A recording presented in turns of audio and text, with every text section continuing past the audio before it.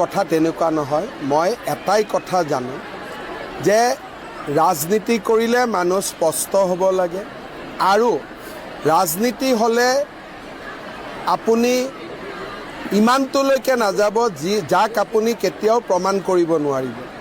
মই সদায় কৈ আছোঁ যে আমাৰ লগত যিয়ে সম্পত্তি থাকিব আমি ইলেকশ্যনৰ এফিডেভিটত দিওঁ। সকলোৱে দেখাই পাই থাকে, 21 চনৰ এফিডেভিটো আছে, তাৰ আগৰ 16 চনৰো আছে।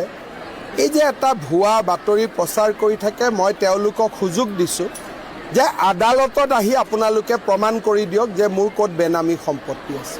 ইলেকশ্যনত কি হ'ব? ইলেকশ্যনততো বিজেপি খুব ভাল কৰি জিকিব আৰু পিছফালে ঘূৰি চালেই গম পাব। মাজুলীৰ টিকেটৰ 16-17 তাৰিখে আমাৰ ইয়াতে অবজাৰভাৰ আহিব আৰু টিকট কোনোবা এজন বিজেপিৰ মানুহেই পাব, MLA টো আছেই। গতিকে ইয়াতে য'ত 2-3জন কেণ্ডিডেট থাকে তাত ঘোষণা কৰিলে আন দুজনে বেয়া নাপাব জানো? মই তাতে ঘোষণা কৰিছোঁ য'ত নেকি এজনো প্ৰতিদ্বন্দ্বী নাই। ধৰক এতিয়া ঢকুৱাখানা নৱদলৰ লগত কোনো প্ৰতিদ্বন্দ্বিতা নাই, লখিমপুৰত মানৱ ডেকাৰ লগত কোনো প্ৰতিদ্বন্দ্বিতা নাই, সেইটো ক'ব পাৰি। কিন্তু ইয়াত যিয়েই নহওক কিয়, শক্তিশালী হওক বা দুৰ্বল হওক, আমাৰে দলৰ কোনোবা কাৰ্যকৰ্তাই টিকট খুজিছে, মই যদি ঘপ কৰি মাইকটো লৈ কৈ দিওঁ তেওঁলোক বিৰোধী হৈ যাব।